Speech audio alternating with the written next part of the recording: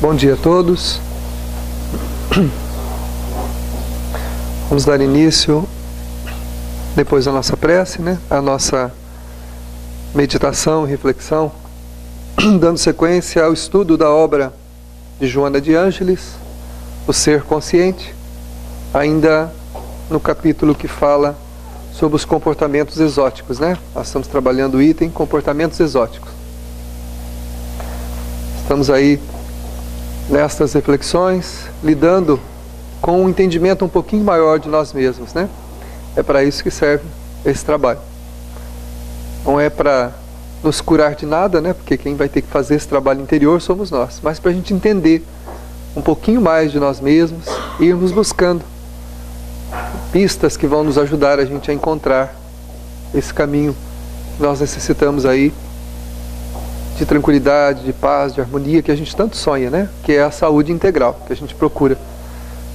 Nada adianta ter saúde do corpo, A gente está bem fisicamente, não ter doença nenhuma. Se nós estamos atormentados, estamos aflitos, estamos angustiados. Se as dúvidas e os problemas significarem para nós tormentos, verdadeiros tormentos, Não há nada mais terrível para o ser humano do que a sua vida se apresentar tormentosa.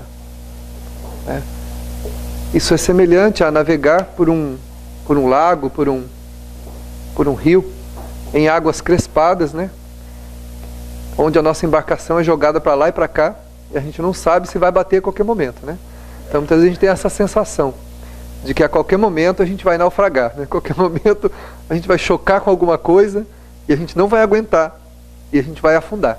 A gente muitas vezes tem essa sensação, não tem?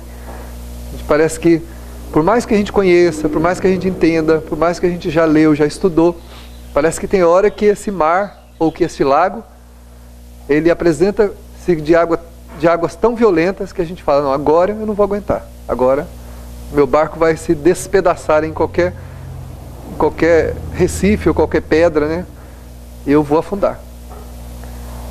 Isso é porque nós não temos ainda um entendimento maior de nós mesmos, que faça com que a gente compreenda as etapas que nós precisamos ir vencendo ao longo da existência. Nós não nascemos prontos. O espírito humano não nasce pronto. A gente nasceu para aprender. E além de nascer para aprender, nós também trazemos uma carga de tormentos de outras existências.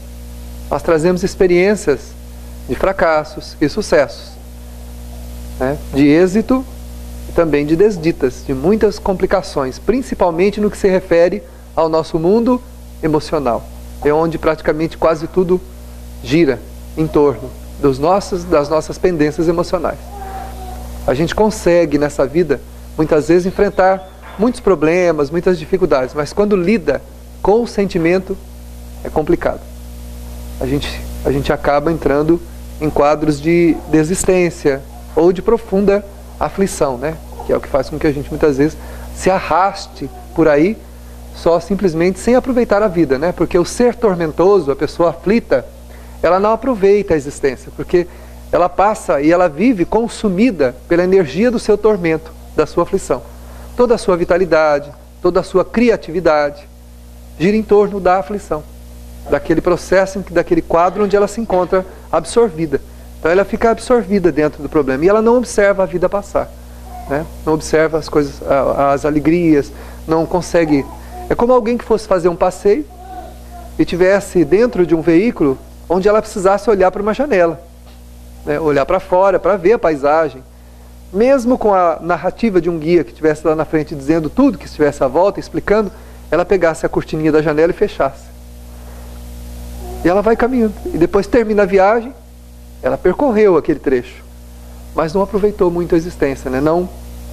Se tiver que contar alguma coisa a respeito do passeio, ela não vai dizer nada, porque, senão eu vi uma cortininha azul, uma cortininha marrom, tá lá, tinha uma bela cortina do meu lado. E o que mais você viu? Eu vi umas pessoas que estavam comigo lá dentro do veículo, mas só isso?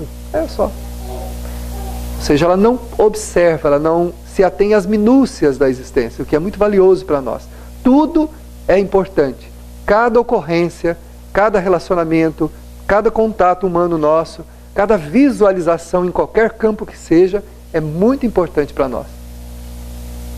Porque essas experiências vão fazer parte de associações que o espírito vai fazendo ao longo do caminho para ir entendendo as coisas, entendendo a si mesmo. Através do comportamento do outro, através das experiências que ele vai observando, ele consegue ir traçando parâmetros para encontrar-se a si mesmo. Diz o Livro dos Espíritos que aquele que se isolasse perderia a referência de si mesmo. Então nós não podemos nos isolar, mas a gente pode se isolar mesmo em meio a muita gente. Nós podemos estar no meio de muitas pessoas, estar em uma multidão, estar em um lar, estar num trabalho e estar isolado. Isolado pela nossa neurose. Uma neurose que prenda a gente num círculo estreito e que não permita que a gente visualize mais nada. E observar a vida é uma dádiva. Porque o ser humano, ele tem percepções que ajudam ele fisicamente a perceber a vida à sua volta. E tem um sentido a mais também, que é o sentido espiritual, né? Que todo mundo tem. O Kardec falou, nem que seja em estado mais rudimentar, que é o chamado sexto sentido, a percepção extrasensorial, que todo mundo tem, que ajuda muito a gente a entender esse intercâmbio entre os dois mundos, né? E também a realidade espiritual das pessoas, porque nós entendemos as pessoas pelo que nós enxergamos exteriormente delas, mas se tivermos o sentido um pouquinho mais aguçado, podemos entendê-la também espiritualmente. É isso que fez os grandes mestres da humanidade aceitarem as pessoas como elas eram. Não é porque eles eram anjos, nenhum deles se arvoraram como anjos na Terra. Pelo contrário, o Chico falou que ele era um aprendiz. E que uma coisa que ele temia muito era o monstro que ele sentia dentro dele, ou seja, ele sabia das suas inferioridades. Mas ele tinha percepções que faziam com que ele conseguisse compreender a necessidade espiritual de cada um. Consequentemente, compreende a sua própria, né? Então, na convivência que nós temos com as pessoas, esse sentido é muito importante. Agora, como que a gente vai desenvolver esse sentido, essa percepção sensorial? Esse sentido extra-corpo, faz com que a gente conviva com as pessoas e consiga harmonizar-se com elas, e não hostilizar, e não, né, querer afastar-se delas. O que faz com que a gente faça isso? É a gente estar bem. Se eu não estou psicofisicamente bem, né, se o meu psiquismo e o meu físico não está bem, eu não consigo me harmonizar com ninguém.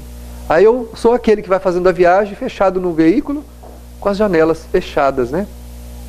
Sem que eu consiga vislumbrar qualquer coisa que seja fora de mim. Oi? Exatamente, não consigo enxergar nada. Então, os tormentos, né, ou as aflições, respondem por essa impotência que a gente se impõe de perceber, de sentir as coisas. E nesse sentido, a Joana está trabalhando aqui a questão das doenças, de uma doença chamada comportamento exótico, que é a questão do complexo de inferioridade, onde a pessoa tem a necessidade de manifestar comportamentos extravagantes, estranhos, que chocam todo mundo, no sentido de ser observada e também de não observar-se, né? Porque enquanto a pessoa está para fora, criando um comportamento exótico, um comportamento estranho, ela não precisa olhar para ela mesma, ela não precisa olhar para suas necessidades. Consequentemente, ela não vai tratando essa necessidade interior dela, que é a da autoafirmação, da autoconquista, da autovalorização, do autorrespeito. Ela exige que todo mundo a respeite como ela quer ser, mas ela mesma não se respeita nas suas próprias deficiências. Tanto que ela precisa criar um comportamento que seja chocante, que choque a opinião pública, choque as pessoas, para que todo mundo note esse comportamento, mas não note ela, que está ali dentro, que é realmente quem está necessitando urgentemente de um tratamento, de um direcionamento para a sua realidade interior. Então esse comportamento faz a pessoa viver para fora, esquecer um pouco de viver para dentro. Ela não se enxerga. Então é muito complicado. A gente vai encontrar, né, a gente já comentou nas outras aulas, pessoas que falam que são autênticas, né? Eu sou autêntico, eu me visto, eu me comporto como eu acho que eu devo, eu sou, mas não é, na verdade, não é autenticidade, né? E isso aí, na verdade, é o quê? É para chocar, é para agredir. Porque ser autêntico é você respeitar-se, respeitar os outros, respeitar também os padrões sociais. Nós comentamos, ninguém anda nu por aí, mas todo mundo está vestido, você vai andar nu? Uma sociedade onde todas as pessoas se comportam dessa forma? Isso é um comportamento que choca, que agride, que chama a atenção. Mas a pessoa necessita desse comportamento para quê? Para viver para fora, porque ela se recusa a viver para dentro. Ela não quer conviver com ela mesma, com os seus sentimentos, com as suas necessidades. Um comportamento que não é exótico, mas é um comportamento que assemelha-se a um comportamento exótico. É aquela pessoa que cria inimizades e choques com todo mundo com quem convive, cria problemas por onde ela passa, é grosseira, é dura, é inflexível, e todas as pessoas comentam a respeito dela quando ela passa. E tem gente que gosta desse comportamento, gosta de ser visto como um vilão, gosta de ser visto como uma pessoa má, gosta de ser visto como uma pessoa cruel. Na verdade, é também um comportamento neurótico, que faz com que a pessoa ela quer ser temida e não respeitada. E quando alguém, de alguma maneira, cria alguma situação que possa, de alguma forma, trazer algum prejuízo a ela, aí ela fica irada. Ninguém respeita a maneira como eu quero ser, né? Mas ela não respeita ninguém. Não quer olhar para dentro, não quer trabalhar as suas necessidades interiores, né?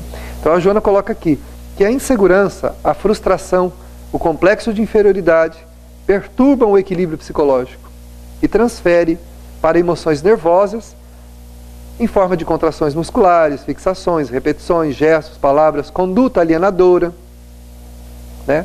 Que é uma excentricidade, que é próprio de quem? Do atormentado, da pessoa atormentada. Quanto mais atormentada, mais excêntrica, mais destoante, né, do contexto onde todo mundo está. De vez em quando a gente encontra uma pessoa assim, né? Tá todo mundo de cabelo louro, ela pinta o cabelo em 4 cores diferentes, né? Que é para todo mundo olhar para ela. Tudo bem, pode pintar o cabelo, não tem problema nenhum, né? Mas tudo que foge excessivamente dos padrões, daquilo que é consenso, né, da sociedade, a sociedade vive num consenso. Ninguém determinou que se faça isso ou aquilo, mas há um consenso, né? Quando a pessoa foge muito disso, na verdade ela está fazendo o quê? Ela está fugindo de si mesma, não quer olhar-se, não quer tratar o ser psicológico frágil que está ali dentro. Ela quer chamar a atenção para fora. Eu preciso criar um estereotipo para que eu mesmo acredite nisso e iluda todo mundo a respeito desse estereótipo e viva para isso sem precisar refletir. Só que isso não leva a nada, porque o tempo passa e segundo os espíritos amigos, essas pessoas, quando se recolhem na intimidade, experimentam quadros aflitivos extremos, angustiantes extremos. Não raro só conseguem dormir embriagadas, ou drogadas, ou com algum medicamento que induz ao sono, porque quando param, quer dizer que estão longe de todo mundo, que são obrigados a ficar para dormir, ninguém consegue, né, dormir acordados, né? Alguns até conseguem, né? Mas dormir acordado é muito difícil. Então ela tem que encontrar um lugar onde ela vá repousar. Nesse momento é um momento terrível, porque é um momento onde os holofotes apagam e só fica aceso aquele que está sobre a pessoa, que é o holofote do si. Todos nós temos consciência de quem somos. Isso é um atributo. O ser humano tem consciência de que existe, tem consciência de quem é. Pode não aceitar, pode desviar, pode mascarar, mas ele tem consciência de que existe. E isso dá a ele um atributo que os animais não têm, que é situar-se onde ele está. E ele situa-se quando ele se afasta de todo mundo num círculo muito doloroso e difícil.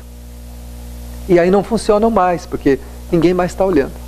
Então só conseguem dormir, só conseguem descansar se utilizando o quê? De alucinógenos, de algum medicamento, ou de uma bebida, ou de uma droga, de alguma coisa que induza a pessoa ao sono ou ao repouso.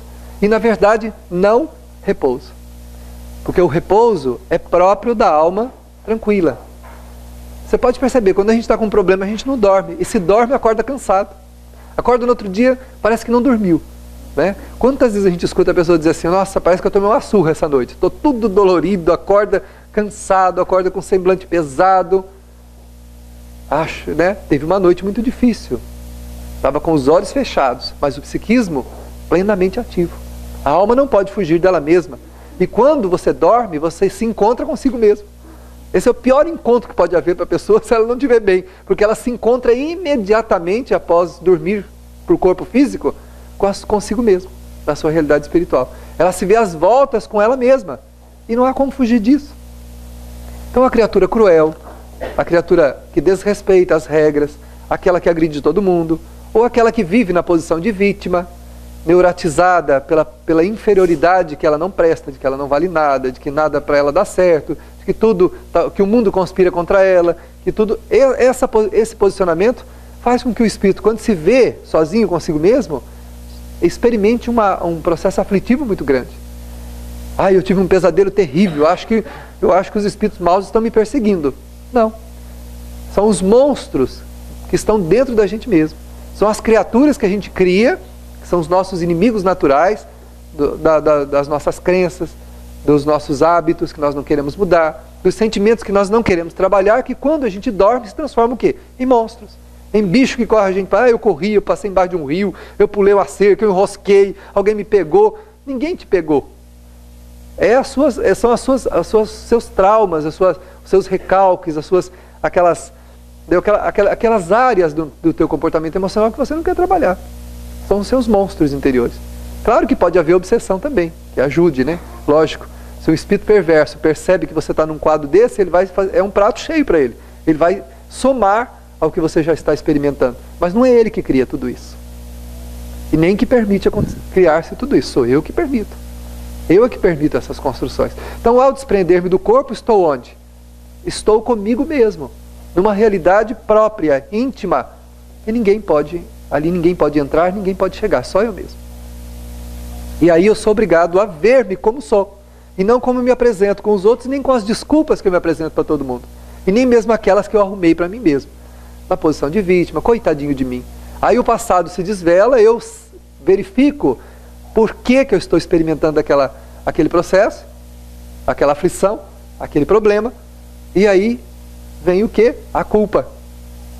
Olha o que eu estou fazendo com a minha vida, né? Aí começo a trombar, a brigar comigo mesmo. Travar um cabo de guerra. Puxar ali, um puxa para um lado, outro puxa para o outro. E isso provoca o quê? Um sono intranquilo. A pessoa acorda no outro dia completamente quebrada. Apanhei. Apanhou de si mesmo. Levou uma surra do seu próprio inconsciente, da própria realidade espiritual. Porque a gente não conseguiu descansar, não conseguiu repousar. Né? Para dormir é preciso que a gente... Não é que a gente seja perfeito, não. Senão ninguém ia dormir nesse mundo. Isso é todo mundo zumbi andando por aí, né? Se fosse perfeito, nós seríamos zumbis andando por aí. Não tem ninguém que tenha essa condição. Mas que a gente honestamente esteja lutando pelo nosso crescimento, pela superação das nossas fragilidades, pela aceitação das coisas que a gente não pode mudar, pela compreensão daquilo que a gente não sabe a raiz, a profundidade. Essas posturas fazem com que a gente se tranquilize e adormeça e viva em paz e tenha um sono tranquilo. Para não acordar mais neurótico do que dormiu, né? A pessoa dorme neurótico, acorda duplamente neurótico, né? Aflito, amargurado, com ideias de que está sendo perseguido, né? Aí já deixa de colocar a culpa na humanidade, põe nos espíritos. Tá vendo? Olha, os espíritos me perseguem. Olha, é o seu espírito de porco que te persegue, não é você mesmo, né? O espírito de porco que está ali, como diz o ditado, né? Do espírito. Fulano tem espírito de porco, que seja totalmente fora do equilíbrio, né? A gente precisa avaliar essa condição, para que a gente possa se tranquilizar como espírito, como alma, e deixando esses comportamentos neuróticos para trás.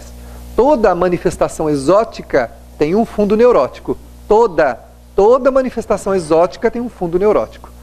Então, quando a pessoa tem necessidade de uma extravagância para poder ser aceita, para poder passar por todo mundo e ser observado, ser visto, né? Eu me lembro que a benfeitora uma vez disse assim: quando a gente tem necessidade de ser visto, é um problema muito sério. Que os outros nos vejam pelos nossos méritos, não que a gente precise manifestar uma forma extravagante ou absurda para que os outros nos observem, né? Quando a gente tem essa necessidade, isso é um comportamento neurótico. E todo comportamento neurótico é um processo de culpa que está tentando desfocar um distúrbio que precisa ser observado e tratado. Então, né, porque como a gente disse, as coisas têm um padrão, né? Claro que ninguém determinou que é assim, né? Ninguém falou, todo mundo tem que vestir azul. Não é isso. Todo mundo não veste azul, né? Mas se você andar nu por aí vai ter um problema, porque, ou seja, vai chocar, vai bater de frente. Ou se botar um pavão inteiro no cabelo, né, para sair por aí com aquele pavão no cabelo, arrastando uma cauda de 5 metros, e uns negócios, luzes piscando para todo lado, claro que vai chamar atenção. Todo mundo vai olhar, vai comentar, um vai criticar, o outro vai... Mas isso é o que o neurótico quer, é o que o exótico quer. Ele quer chamar atenção, porque enquanto ele faz isso, ele mesmo não tem que olhar para dentro. Mas como eu disse, na intimidade você está com você mesmo. E diz a Joana, nesse momento não tem jeito, o espírito ele é convidado a fazer uma reflexão.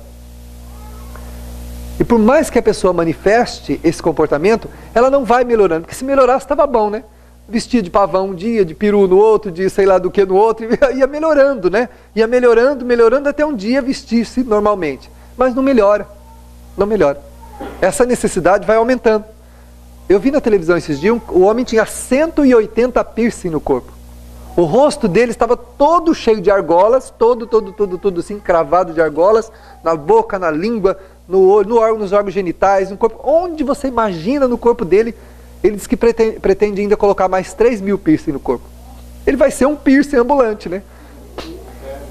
Aí ele mesmo disse, falou assim, aí a repórter perguntou para ele assim, mas e o que isso te traz? Ele falou assim,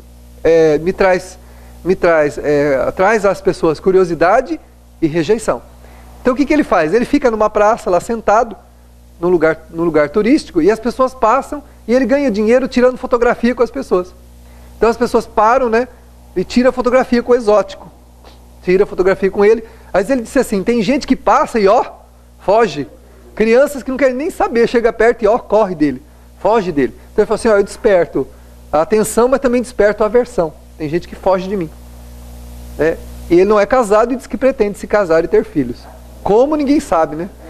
Porque os piercings estão por todo lado, inclusive, né? Agora eu não sei como que ele vai conseguir, né?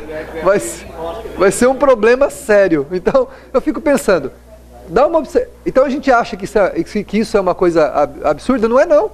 Ele fica lá numa praça, lá sentado, parado, né? Aquela múmia de lata. Você olha assim, aquela coisa brilhando no sol, assim. Se der um raio, ele está perdido, né? Alguém aí atrás vai fazer alguma pergunta? Vai falar?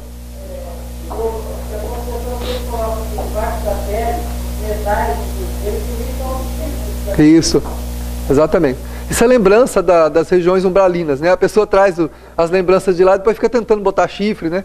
Coloca objeto por baixo da pele, é verdade. Tem vários isso. Implantam argolas, né? Isso aí deve ser lembrança do reino animal, né? Ela vivia lá nos estábulos como boi, touro, com aquela argola no nariz e põe também para... Isso é para chocar.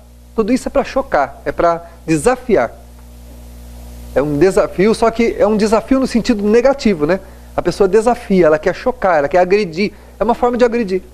Na verdade, aquele que tem uma necessidade de agredir os outros está profundamente agredido por si mesmo. Já está numa condição onde ele já se machucou no extremo. Então ele não tem mais como machucar se ele começa então a machucar os outros. Ele já criou uma aversão por si mesmo tão grande, que ele precisa agora atormentar os outros. Para ver, não para se sentir melhor, mas para desfocar um pouco. Para ele ficar observando as reações dos outros, a forma... Então ele sente prazer, essa pessoa dos metais lá, dos piercing, ele sente prazer em ver a reação das pessoas em relação a ele. Ele fica contente quando alguém admira aquilo, e fica contente também quando a pessoa foge. Ele gosta dessas reações que as pessoas têm. Então esse comportamento é o quê? Ele já se agrediu tanto interiormente que agora precisa agredir os outros para não ter oportunidade de ficar olhando para si mesmo, de olhar para suas necessidades. Mas a gente também pode fazer isso em menor escala, viu? Nós também podemos ter esses comportamentos exóticos em menor escala. E não é vestindo-se de maneira extravagante, não. É em hábitos. A nossa maneira de falar, a nossa maneira de ser. A gente pode agredir os outros também. Tem gente que é exótico. A pessoa fala cada coisa que você fica olhando e fala, não acredito que ela falou isso. E fala de novo, e faz outra, e fala... a pessoa tem uma maneira de falar peculiar, insinuosa, sabe? Aquela maneira que você percebe que a pessoa ela está contornando para te agredir. Fala com um desse jeito, fala com o outro daquela forma. E depois se você vai dizer para ela, o cara fala, eu disse isso? De jeito nenhum. Não, eu não falei nada. E realmente, veladamente, ela não falou. mas ela falou nas entrelinhas, e faz isso com todo mundo. Onde ela vai falando, ela vai usando o verbo para ir agredindo, vai contornando, numa maneira exótica de falar, uma forma jocosa, para ferir, para agredir, para machucar. Então esta pessoa não está bem com ela mesma. Este espírito está num processo de tormento, né? Está numa vivência tormentosa, profundamente neurótico. Precisa urgentemente de ajuda psicológica, de ajuda espiritual, de ajuda médica, para poder brecar esses efeitos a princípio e começar a trabalhar a recomposição da sua personalidade. Porque essa pessoa, o que vai acontecendo com a personalidade dela? Ela vai facelando essa personalidade em muitas partes e vai se perdendo nisso. Afinal de contas, depois de um longo tempo passado, a pessoa não entende mais quem é, não consegue mais saber quem é. Aí vai para um consultório terapêutico e fica lá anos e anos fazendo terapia e nunca chega a uma conclusão nenhuma. Primeiro, porque não quer. Segundo, porque facelou-se tanto que recompor essa personalidade agora para uma existência pode não ser possível. Nós temos que tomar muito cuidado com isso, porque esses desvios que a gente vai achando para fugir da gente mesmo e não trabalhar as nossas necessidades íntimas, e pode ser pacificamente feito, esses desvios não precisam ser nada ostensivos, pode ser pequenos escapismos que a gente vai tendo no dia a dia, para a gente poder sentir-se um pouco mais confortável, para não ter que trabalhar uma coisa. Exatamente. Isso facela tanto a gente, que depois, para recompor essa personalidade, pode não ser possível naquela existência. A pessoa consegue melhorar, mas recompor completamente fica muito, muito difícil. Até porque a gente já traz processos para trabalhar nessa vida, de fracassos do passado. Somado a esses de hoje, né, esses escapes que a gente tem hoje, fica muito complicado a gente conseguir encontrar depois um caminho seguro para ter uma saúde integral, para ter um equilíbrio relativo dentro da nossa condição, nessa condição espiritual que a gente se encontra, né? Claro que perfeição a gente não vai ter. Todo mundo vai ter uma neurosezinha, não tem como escapar disso, porque a gente é imperfeito. E de vez em quando, a gente, para lidar com algumas coisas difíceis, a gente neuratiza. A gente escapa por uma neurose. Mas são estados passageiros de comportamento. Depois a pessoa se recompõe e volta. Agora, quando a coisa descamba para vários processos vários, ela vai facelando. A personalidade dela vira um tabuleiro, cheio de espaços vagos. Como é que vai recompor isso depois? Os transtornos também. Uma pessoa transtornada, né? Tormentosa é uma pessoa transtornada. Está dentro desse quadro também. Quem quer falar? O Gerson, quer falar alguma coisa? Na verdade, eu acho que nem tanto ainda do homem isso, né? Eu tive escala menor. Me ocorreu que a nossa festa junina, que lá não tem nada a ver. Não. O Gerson está falando se na nossa festa junina, que lá também era algum comportamento lá. Aqueles estereótipos lá não tem problema, viu? Aquilo lá pode ter vontade. Aquilo pode. Não, a nossa festa junina não tem problema. Eu fiquei irreconhecível, viu? Aquele não sou eu.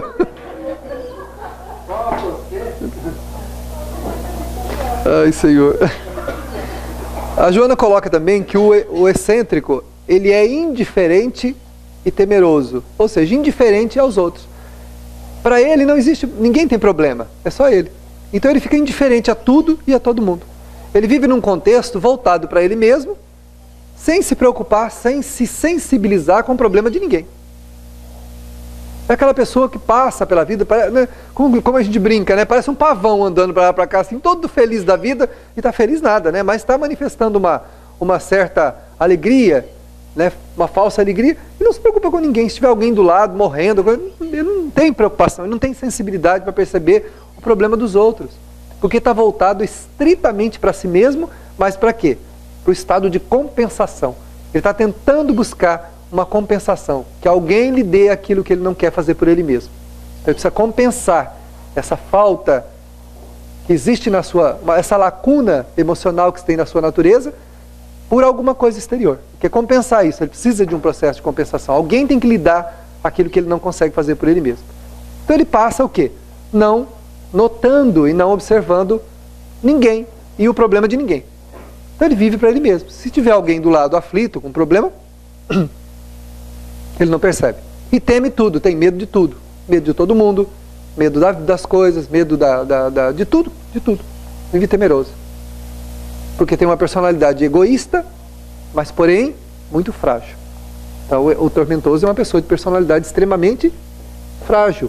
Demonstra uma força e uma personalidade que não é verdadeira. Eu sou autêntico.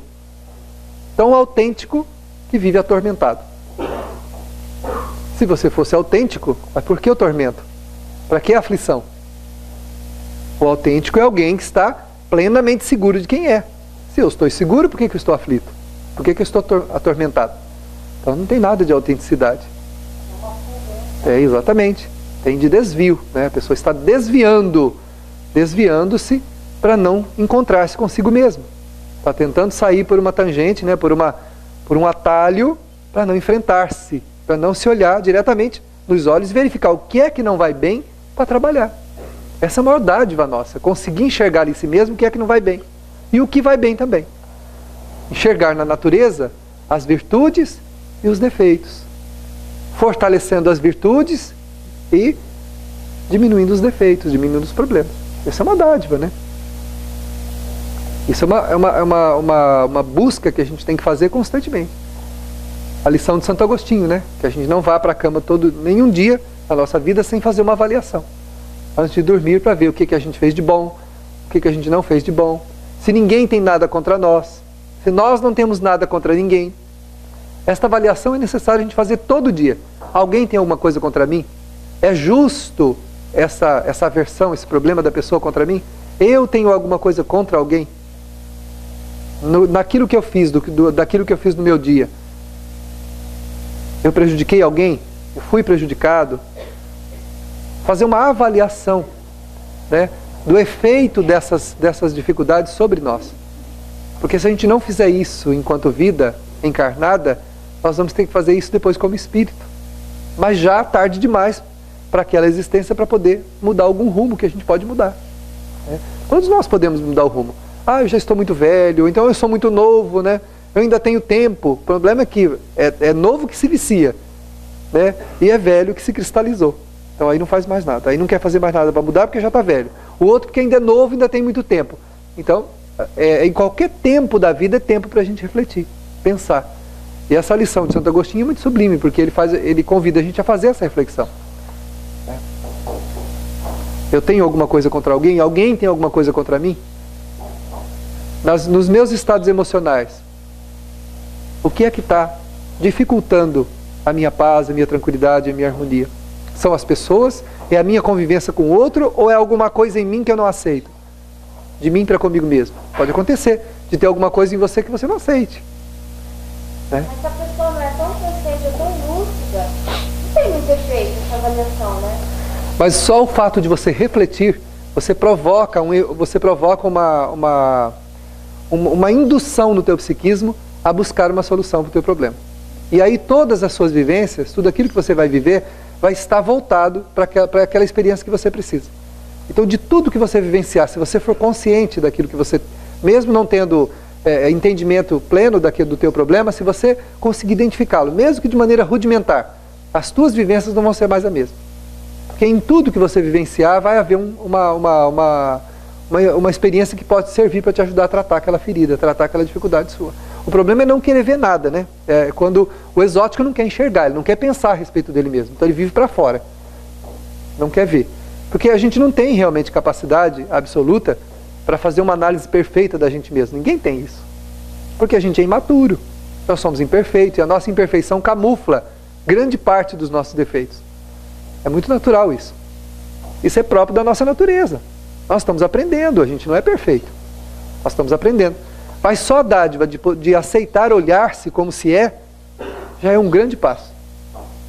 Se isso virar um hábito, cada vez mais essa visualização vai desvelando um lado daquilo que a gente precisa trabalhar e modificar. Isso virá um hábito, mas é um hábito difícil. Porque olhar para os outros é fácil. Olhar para si mesmo é muito difícil. É fácil encontrar defeito nos outros. É fácil encontrar problemas nos outros. É fácil encontrar um monte de coisa no comportamento alheio, mas é terrível encontrar em si mesmo. É difícil, porque a gente não quer admitir que as coisas possam estar acontecendo porque a gente tem parcela de responsabilidade sobre aquilo. Ninguém quer. Ninguém quer. É melhor admitir que os fracassos da nossa vida têm sempre um móvel fora de nós. No outro, nas contingências sociais, na economia do governo, sei lá, em qualquer coisa por aí. É mais fácil. Ó, os meus fracassos não são responsabilidade minha. Eu tentei. Quando a pessoa diz assim, eu fiz tudo, eu tentei, eu lutei. Mas lutou por onde? Para defender o quê? Né? Cuidado com o quê? Na hora da luta? Com os interesses. Eu lutei para defender interesses próprios. Interesses muitas vezes mesquinhos, de ambição, de vaidade. Né? Então, o que eu preciso? Eu lutei pelo que devia ou eu lutei pelo que eu queria? Há uma diferença muito grande. Né? Na vida a gente tem que lutar por aquilo que deve lutar, não por aquilo que a gente quer lutar. Porque nem sempre o que a gente quer lutar é o mais nobre ou é o ideal. Eu me lembro de uma moça, contei isso já há muito tempo, conto de novo, uma moça que lutou mais de 15 anos para conquistar um rapaz, que ela queria casar com ele de todo quanto é jeito. E a gente conheceu, era uma pessoa muito próxima de nós, e ela fez tudo que ela pôde. Casou, 5 anos depois ela falou assim, acho que eu casei com o demônio, porque não é possível, esse homem é um trem. Eu falei, mas não era o que você queria, você lutou 15 anos para casar com ele, casou agora, o homem é um demônio agora? Você não viu antes, ele não mostrou essa faceta dele antes? Claro que ele mostrou. Mas aí você lutou pelo que queria, entendeu? Ela queria tanto que ela conseguiu. Sei lá que métodos que ela usou, mas ela conseguiu. Ninguém sabe os métodos, né? Lutou pelo que queria e não pelo que devia. Aí é o problema. Eu me lembro de um seminário de passe do Jacob Melo, que ele falava assim, eu posso fazer tal coisa? O Jacob falava, pode, mas deve? Ele perguntava, devo? Né? Dever é outra coisa, né? Eu devo fazer? Então aí é avaliação moral, avaliação, né, moral da coisa. Precisa avaliar moralmente se aquilo é uma coisa que vai me trazer benefício ou não. Lutar só pelo que quer, né? A gente tem que lutar pelas coisas que a gente quer nessa vida. Nem tudo que a gente quer pode e nem deve ter, né? Nem tudo que a gente quer é digno, né? Pode ser até digno, mas não ser adequado, né? Não é adequado. Se você pega uma pessoa que tem problema com dinheiro, se você der muito dinheiro para ela, você vai arrebentar com a vida dela. Ela vai acabar com a vida. Pouco tempo depois, acabou.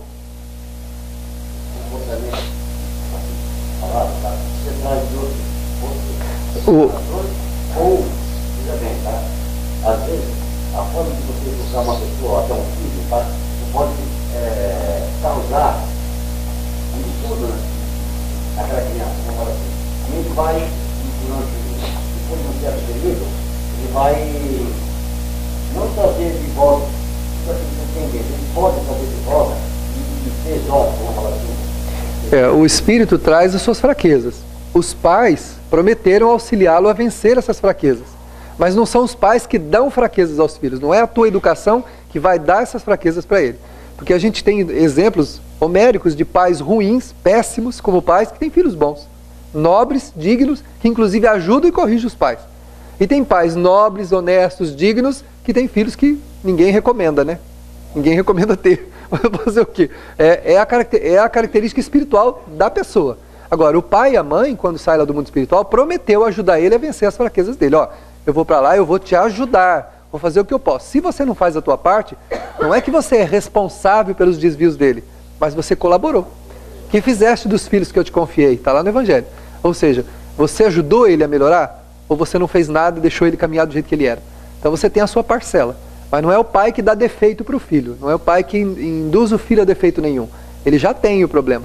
Ele já tem a falta, ele não tem a virtude, tem o defeito, né? E a promessa dos pais, quando reencarnam, quando vem para cá para receber um filho, é de ajudá-lo, colaborar no crescimento dele, mas não de resolver o problema dele. Pai nenhum sai com a missão no mundo espiritual de resolver o problema do filho. Ó, eu vou ser teu filho, eu sou a peste, você sabe muito bem disso. Você vai me aceitar? Eu vou. E eu prometo que eu vou te ajudar. Eu prometo que eu vou fazer tudo para te corrigir, para botar você no bom caminho. Né? Mas ele não está dizendo assim, eu vou resolver o teu problema, eu vou te colocar no bom caminho. Se ele fez essa promessa, coitado, está errado. Ele não tem, ninguém, só Deus poderia fazer isso e Deus não faz. Deus poderia fazer isso aqui, ó, pronto, tornaria aquele espírito perfeito. E Deus não faz isso, né? Como que eu, como pai, vou fazer isso? Não posso, não tenho essa condição, mas eu posso prometer que eu vou ajudar. Ó, eu vou fazer, não, eu sei que você é terrível, mas eu vou te ajudar, vou fazer tudo que eu posso, vou lutar, vou puxar você. Você vai espernear, mas eu vou fazer tudo que eu puder, vou te botar no caminho. Aí vem. Aí chega aqui, a tarefa é difícil, o filho é muito complicado, a coisa fica de... deixa pra lá, né? Esse menino não tem jeito, não. Quando o pai não fala pra mãe, né? Cuida aí do teu filho, né? É você que... É problema teu isso aí, teu filho. Ou a mulher pro marido, né? Ó, já lavei minhas mãos, problema teu. Aí vai, quer dizer, o espírito começa a manifestar os constrangimentos, e é difícil, aí o pai não... Às vezes aquele também que pediu a missão de pai não suporta. Não tem tanta força como achou que também que tinha, né? Como o espírito que reencarnou para mudar, fazendo um monte de promessa, também não tem toda a força que ele achou que teria para fazer todas aquelas mudanças, o pai também e a mãe também podem não ter a mesma força que ele achou que tinha também, para ajudar aquele espírito. Mal criado, sim. Mal criado, ele coloca para fora do processo, todo aquele problema que ele faz na família. Aí ele vai para a droga, vai para a bebida. É uma maneira, é um comportamento no sim. A bebida, a droga, Então, mas só que todo esse contexto que ele viveu, que estimulou ele a esse comportamento, está dentro do contexto existencial dele, das fragilidades dele, das fraquezas dele. Aquelas pessoas fazem parte de todo esse processo dele, né? Então ele não é daquele jeito porque a família não deu tudo que ele precisava. Ele é porque ele é. Pode ser que os pais, a família não colaborou para auxiliá-lo a amenizar, diminuir, a mudar, né? Mas tem famílias que fazem tudo e não adianta. Faz tudo o que pode e mesmo assim o espírito guarda, aquilo fica guardado. O benefício que a gente faz para alguém, gente, está lá no Evangelho, nunca se perde. Nenhum benefício se perde. Ele fica guardado naquela alma, naquele espírito para sempre. Algum dia ele vai despertar para aquilo que ele aprendeu, para aquilo que ele ouviu, para aquilo que foi ensinado a ele. Nada é perdido. Mas pode ser que naquela existência ele não consiga aproveitar aquele ensinamento. Ele não consiga aproveitar ou pelo menos aproveita só parcialmente, né? Aproveita parcialmente. Essa responsabilidade não é do pai, não é da mãe, não é do educador, não é de ninguém. Essa aí é do espírito. Agora, quando ele não recebe nada, aí aqueles que não ensinou nada têm parcela de culpa na educação dele. Ele poderia ter melhorado se tivesse sido estimulado para o lado bom. Embora aquele que deixou de educar não tem responsabilidade sobre a mazela dele. Entendeu?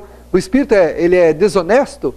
Não foi o pai, não foi a mãe, não foi o educador que colocou a desonestidade nele. A desonestidade já estava na natureza dele. Porque há pessoas que nascem no meio de bandidos e são pessoas honestas, são pessoas nobres, que nunca roubaram, nunca pensaram em matar, nunca pensaram em fazer nada errado. Então você vê que a característica é do quê? É do espírito. Mas o educador tem a responsabilidade de colaborar na melhoria, na amenização, né? E até na superação daquela fragilidade. Se não fizer nada, tem responsabilidade de não ter feito isso, de não ter colaborado, de não ter lutado. Mas não é ele que implantou esse defeito do outro. Isso ele já traz. O espírito já traz essas tendências, né? Muito bem gravadas do passado. Totalmente diferente. Você vê que por isso que diz o Evangelho, né? Você não dá, o espírito gera um corpo, não gera outro espírito, né? Um espírito não sai do outro espírito, não é uma parte, né? O corpo sim. O pai só dá um corpo para o filho. O espírito, ó. Às vezes você recebe 5 filhos, são 5 almas totalmente diferentes.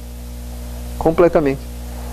Lá no Rio de Janeiro, do Feirão Espírita, nós revemos uma pessoa, né, nessa questão da não preocupação, né? Porque tem muita gente que fala assim, eu não vou ter filhos porque eu tenho preocupação de não conseguir a minha missão, não realizar. Nós conhecemos um senhor lá que ele é um dos braços direitos lá da Ana Jaci Guimarães. Ele tinha 5 filhos naturais e resolveu adotar mais 6. Adotou mais 6 filhos. Então hoje já estão grandes, a maioria está casado, estão por aí já estudando, tem gente no exterior. E ele conseguiu conduzir todos eles. Todos esses espíritos estão conduzidos. 11 filhos. Você pensou? Quer dizer, se essa pessoa tivesse preocupação com o que ia dar realmente, se ele achasse que ele não tem capacidade de oferecer alguma coisa, ou se ele tivesse um complexo de inferioridade, jamais ele ia admitir isso. Muitos não conseguem ter nem o seu próprio. Não, imagine, eu sou incompetente, eu não tenho competência para ter um filho. Eu não consigo, não vou conseguir educar, não vou conseguir. A nossa ideia ainda é de que é a gente que vai ter que mudar o outro, né? Eu vou receber um filho, eu que vou ter que mudar ele. Então essa ideia faz a pessoa vetar muitas coisas que ela poderia, inclusive no relacionamento humano, né? No relacionamento, a pessoa tem medo do relacionamento porque ele acha que é ele que vai ter que mudar a realidade do outro. E não é, né? Cada um faz a sua parte. Muita gente tem essa dificuldade, né? A Joana coloca aqui então, a exibição não é apenas uma forma de assumir um estado interior, como muita gente justifica, né? Eu sou autêntico, eu sou eu mesmo, né? Ela falou assim, mas uma maneira psicológica de chocar os outros. É um desvio psicológico que leva a pessoa a querer chocar os outros. Então, para fora, o que a pessoa está colocando para fora com esse comportamento? Conflitos mascarados em muitas formas de expressões. Então, cada um daqueles comportamentos, cada um daqueles 180 piercing, tem ali um conflito que a pessoa está tentando colocar para fora, fisicamente. Entendeu? Fisicamente. E eles que tem mais uns 3.000 para colocar, você imagina quantos conflitos essa pessoa está querendo botar para fora da maneira fisicamente, né? Ele quer colocar fisicamente os conflitos para fora. Então, cada comportamento manifesta um conflito. Como é que faz? Mas só que é o que nós falamos. Na intimidade, isso não funciona. Quando o espírito tem que estar com ele mesmo, aí ele não consegue dormir, aí ele não tem paz. Aí é a hora que ele enfrenta a agonia. E é onde nós encontramos os maiores índices de suicídio, né? Os índices mais altos de suicídio estão entre os espíritos conflituosos. Entre pessoas que não conseguiram trabalhar esses estados íntimos de personalidade facelada, né? Estão tão facelados que já não sabem mais quem são. Não sei mais quem eu sou. Não tem mais.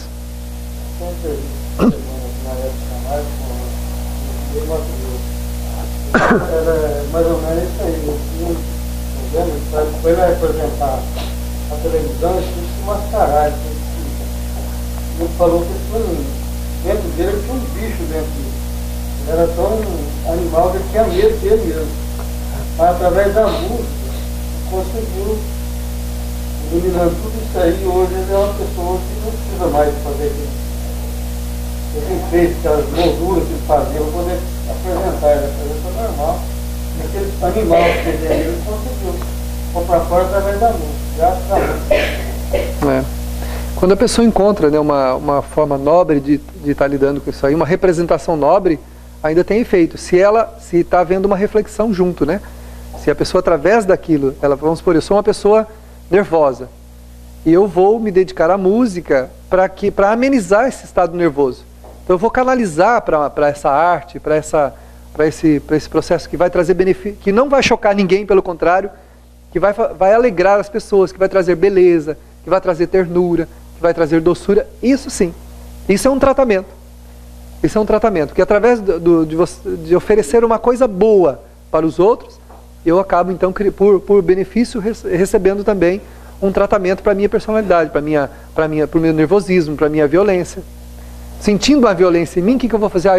Eu acho que eu tenho uma vontade muito de pintar quadros. Vou aprender a pintar quadros e vou pintar.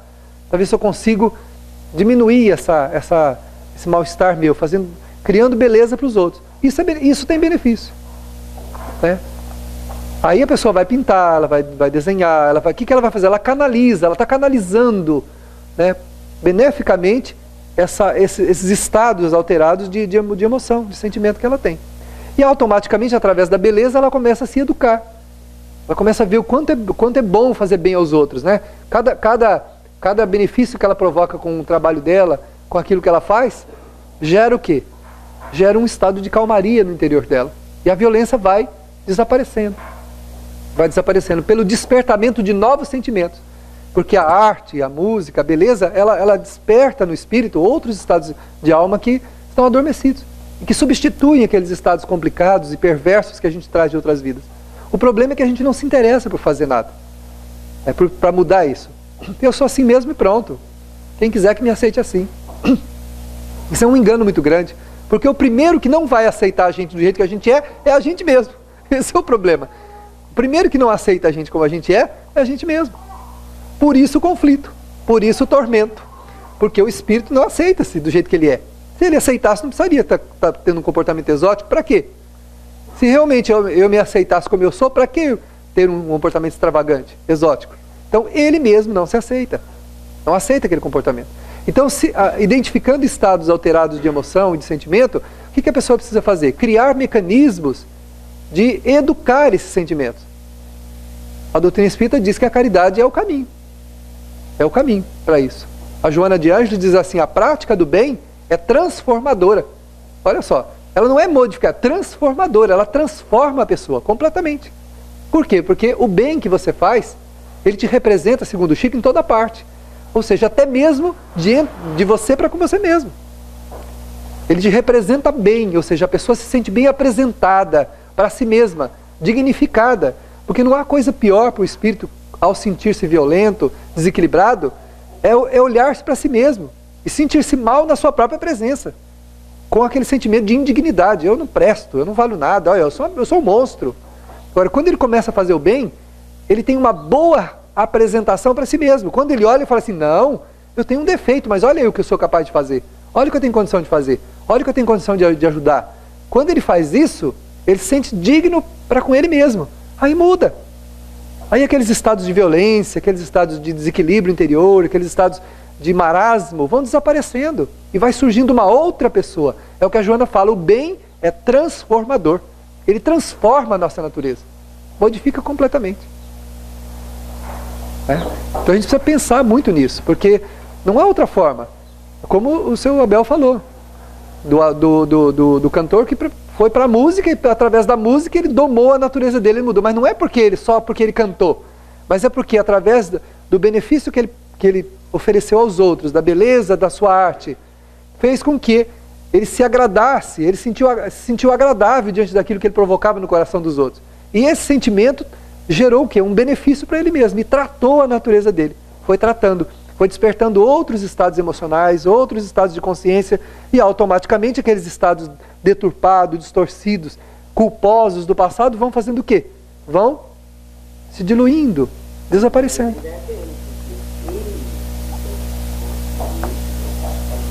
Pois é, a autoidentificação. Por isso é que é importante fazer reflexão. Tem que refletir, a gente precisa refletir sobre a nossa vida todo dia, para encontrar esses estados alterados de emocionais, sentimentais, e trabalhar esses estados através do quê? Através de algum mecanismo que possa nos reformar, nos modificar. A Joana de Ângeles diz, a prática do bem é transformadora. A doutrina espírita diz assim, fora da caridade não há salvação. A caridade é um caminho, e ela é transformadora. Porque o bem que você provoca nos outros te faz bem. Cria uma boa apresentação de você para você mesmo.